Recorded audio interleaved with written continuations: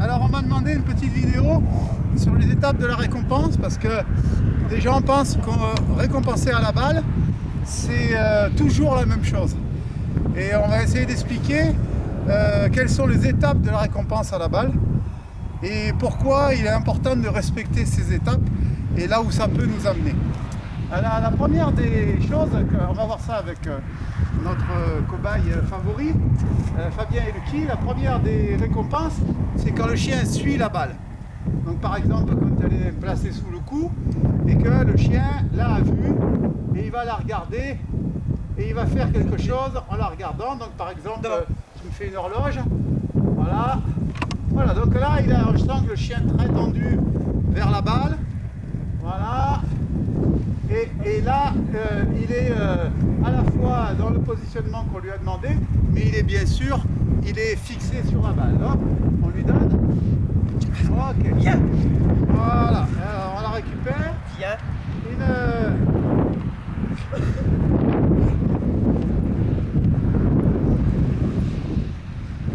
Ok, une deuxième étape, de mettre la balle moitié à vue, moitié cachée, par exemple sous le bras. Donc là, pareil, le chien connaît l'emplacement. Hop. Voilà. Et puis il va faire quelques placements, voilà, de ce style-là. Donc le chien, là, il a quand même la balle à vue, mais elle est un petit peu camouflée. Donc ça, c'est une seconde étape. Voilà, tu récompenses quand tu veux. Voilà, une troisième étape, ça pourrait consister à sortir la balle de son champ de vision direct et à la placer par exemple sur un aimant. Cette étape supplémentaire, elle va être complétée par le fait que le chien est autorisé à aller la chercher. On peut le faire sous le bras aussi. On peut dire au chien, prends, et le chien vient la prendre sous le bras.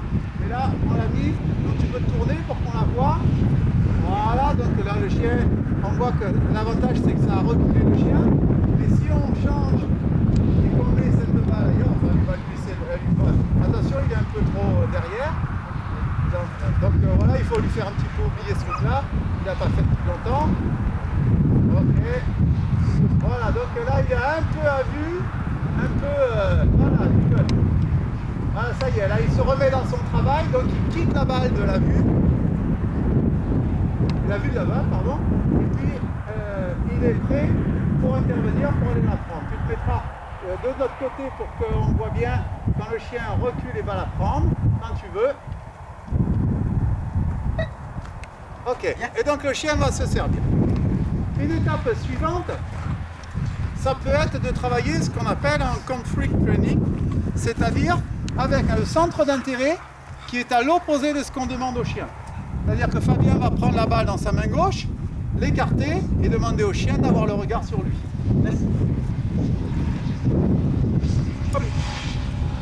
Voilà, donc là, si on est, selon l'étape où on en est, soit on lui laisse vraiment à vue, soit on l'écarte, on recule un petit peu son bras gauche. Voilà. Et là, le chien, il sait où est la balle, mais en même temps, il a conscience de ce qu'on lui demande et d'être concentré sur son maître. À mon avis, tant qu'on n'a pas fait toutes ces étapes-là, il est illusoire de faire disparaître la balle. Vous voyez, il ne savait même plus où elle était. Donc l'étape suivante, avant de faire disparaître la balle, ça pourrait être celle-ci.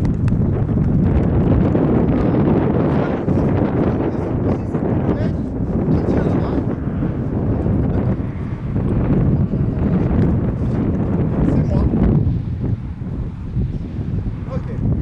Voilà, donc et reprendre son chien, il marche, et il est bien entendu pour le chien que c'est moi qui ai la balle. On à gauche. Voilà, nous on appelle cet exercice le carré. Donc souvent ça met les chiens un petit peu dans l'excitation, un petit peu devant, parce qu'il a compris qu'on allait lui demander plusieurs choses avant de le faire. Hein. Voilà, quand tu veux. Alors l'avantage de le faire tenir à quelqu'un. L'avantage de le faire tenir à quelqu'un, c'est que le point de repère pour le chien est évident. Mais on pourrait tout à fait le faire avec un point au sol. Et dès qu'il y a caler ce point d'eau au sol vers la sortie et pourquoi pas avoir la balle à la sortie. Donc on va le faire une fois comme ça. Voilà, il va poser la balle dessus. Le chien est au courant de ce qu'on fait. Il va faire par exemple des positionnements gauche, droite, devant. Hein. Devant. Pousse. Mobile. Devant. Avance un petit peu de façon à ce que le chien... Place. Ok, avance.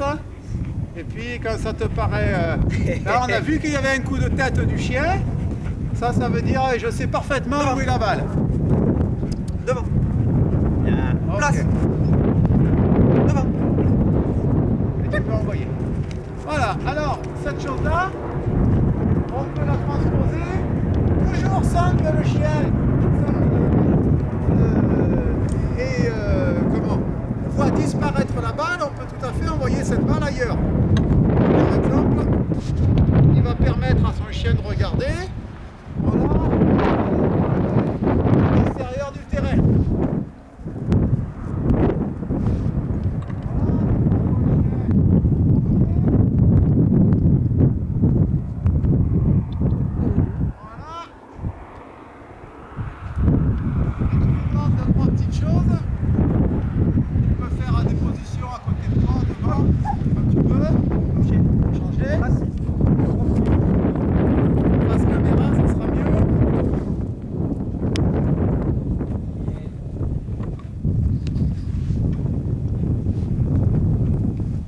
Devant, attention. Touché.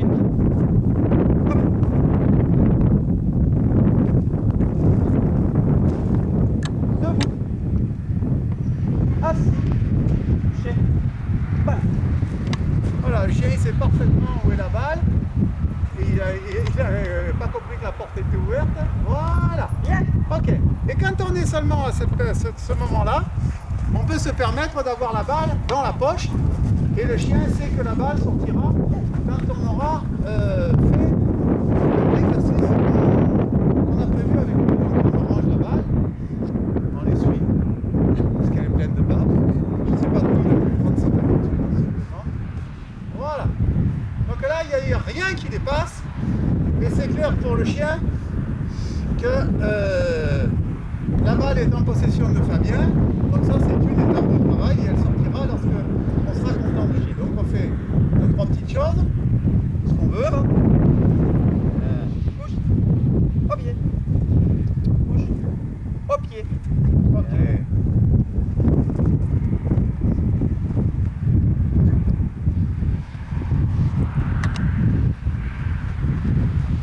Je la sors quand je veux.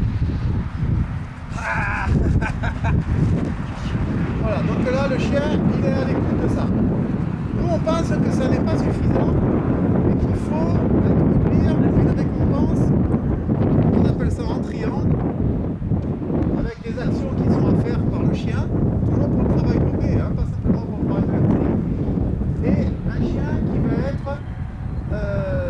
qui va comprendre que la récompense elle est cachée sur le maître et que lorsqu'il sera revenu vers son maître, il aura cette récompense. Et qu'en attendant, il a des actions. Donc on va faire l'autre box. Quand tu te mets en face, ça va, ce que tu as fait. Quand tu la concentres.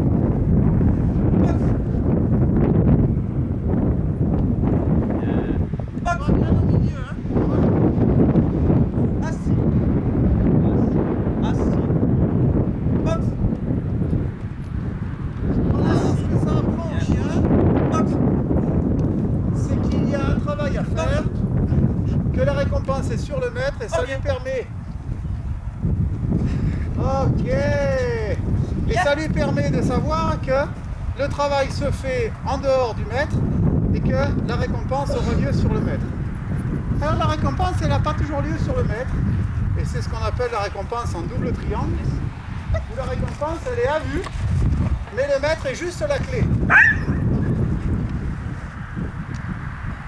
Laisse. Il va marcher dessus. Ouais. Là. C'est pour qui ça, bébé? C'est pour qui? Box. Ok. Box. Donc tu rappelles vers toi avant d'envoyer à la Box. balle, hein.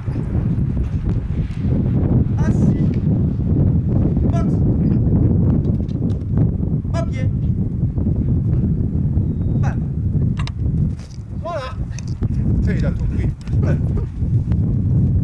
Donc les différentes possibilités pour récompenser à la balle, elles sont à peu près toutes contenues là. Et ça permet, si on les emploie toutes, de construire dans la tête du chien l'image de la récompense. Et de comprendre que c'est le maître qui est la clé qui ouvre vers la récompense. Voilà, j'espère que ça vous a été utile. Au revoir.